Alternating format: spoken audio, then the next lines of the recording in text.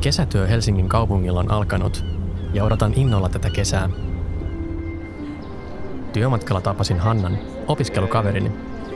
Hän aloitti työt samana päivänä. Matkalla juttelimme töistä, kesästä, mitä kaikkea Helsingissä voi tehdä töiden ohella. Meillä on tosi joustava työ ja hyvät työsuhde-edut. Tänään töissä mä tapasin Toivon, joka muisteli mulle elämänsä kesiä.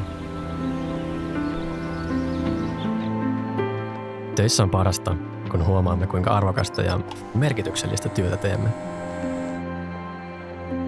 Ensimmäinen oman alan kesätyö on vaatinut rohkeutta ja heittäytymistä.